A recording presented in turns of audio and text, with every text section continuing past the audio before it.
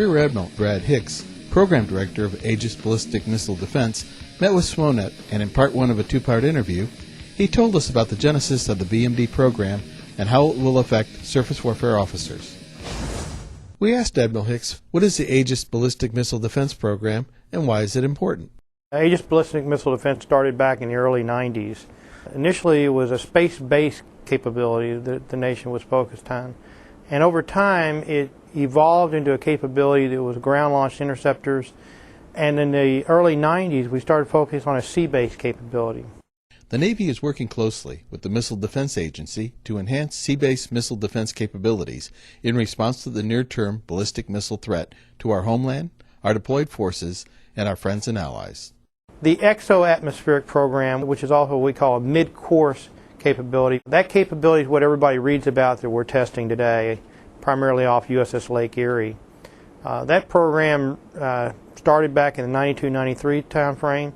That missile is the SM-3 Block 1 series. That is a capability which is available to the fleet today in the Pacific.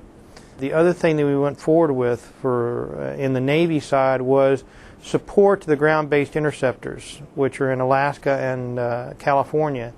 The ability of Aegis to support as a sensor forward in the Pacific, that engagement capability is now resident on 11 destroyers to eventually be 15 destroyers and 3 cruisers to cue the ground-based interceptors. AegisBMD is composed of a multi-integrated system which uses its long-range surveillance and tracking sensors, or LRS&T, on Aegis ships to detect enemy ballistic missile launches and track the target missile. Tracking data is sent to the National Ballistic Missile Defense System, which selects a land or sea-based missile to intercept the target. AegisBMD can engage short and medium-range missiles in the exo-atmosphere, that is, over 60 miles above the Earth, with an SM-3 and Aegis radar. The SM-3 hits the target with a kinetic warhead, not an explosive warhead, and destroys the target with the sheer force of impact. Next we asked, how does AegisBMD differ from Aegis capability deployed on many ships today? Well, the way we do it today is we have the contingency capability, which is called a baseline BMD 3.0 series. And that's available, as I mentioned, on Lake Erie and Port Royal. The LRS&T is also in a 3.0 load, which is on the DDGs primarily. Now, what's going to happen this summer is we're going to certify what we call BMD load 3.6. Now, this is a separate tactical load on an Aegis ship. It's a unique load which will give a primarily BMD mission while retaining a self-defense AAW capability in the ships. Currently, Aegis-equipped ships defend against air, sea, and submarine-based warfare. AegisBMD-equipped ships add to that capability by also defending against enemy ballistic missiles. 3rd Fleet and 7th Fleet are leading the charge here on this capability and operationalizing that BMD capability. So we're pretty excited about it. What does AegisBMD give the Navy to better respond to enemy threats? Well, flexibility. You know, we operate at sea. About 70% of the ocean's waters we're accessible to in international waters. As the Secretary of the Navy says, we don't need a visa to get in there.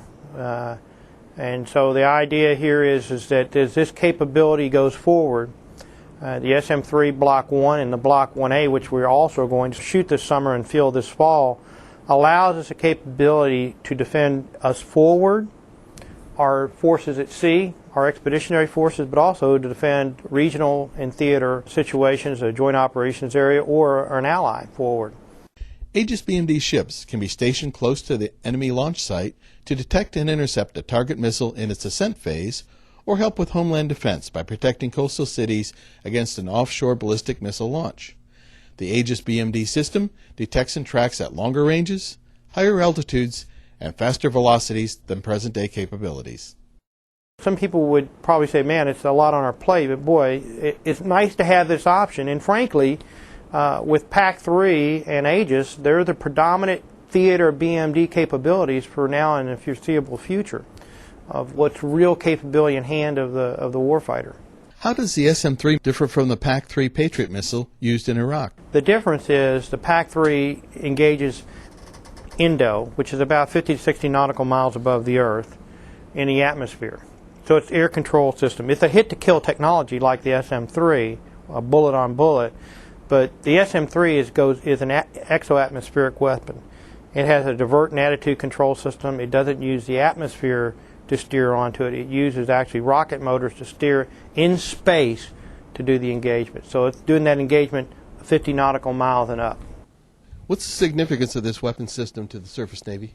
The young commander gets underway on his DDG and proceeds to the Sea of Japan. His tasking is to set up the radar and configure it with his BMD planner to defend Hawaii and Seattle in supporting a ground-based interceptor launched out of Alaska or California. Also, he's tasked to defend Misawa and, say, Tokyo.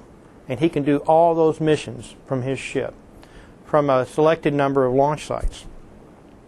And he can shoot and engage to defend Japan, those two sites in Japan, and cue the interceptor to defend the homeland. If that doesn't change surface warfare and how we think and go to sea, that young commander has a national mission on it, and the stakes have never been higher. But frankly, if you want to get people excited and focused about what's important, it changes the entire landscape.